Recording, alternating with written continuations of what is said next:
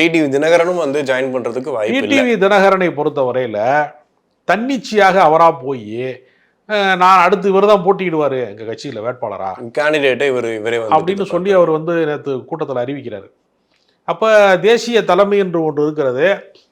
எடப்பாடி பழனிசாமியே தன் இஷ்டத்துக்கு வந்து வேட்பாளரை அறிவிக்க முடியாத இடத்துல இருக்கிறாரு.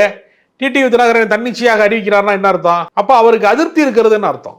தன்னை புறக்கணித்து விடுவார்கள், தன்னை வந்து அவர்கள் வந்து பின்னுக்கு தள்ளி விடுவார்கள் அப்படின்னு பாஜக மேல அவருக்கு நம்பிக்கை இல்லை. அதனால இவர்களுடைய கூட்டணி என்பது வந்து உள்ளுக்குள்ள வந்து ஜெல்லா மாறவே இல்லை. அடிப்படையில் ஒருவரை ஒருவர் விழுங்க பார்க்கிறார்கள். யார் யாரை வந்து காலி பண்ண போறாங்க அப்படிங்கிற அச்சத்தோடு தான் அவங்க அணுகிறாங்க. அதிமுகவை முற்றிலுமாக பாஜக அழிக்க பார்க்கிறது. பாஜகவை நாம் ஏன் தேவையில்லாமல் தூக்கி சுமக்க வேண்டும் என்கிற ஒரு தொண்டர்களுக்கு மத்தியில் ஒரு ஆதங்கம் இருக்கிறது. இதுக்கு நடுவில் ஓபிஎஸ் உடைய எதிர்காலம் என்ன, டிடிவியுடைய எதிர்காலம் என்ன, இவர்களை நம்பி பயணித்தவர்களுடைய எதிர்காலம் என்ன என்பது பாஜக கண்டுகொள்ளவில்லை.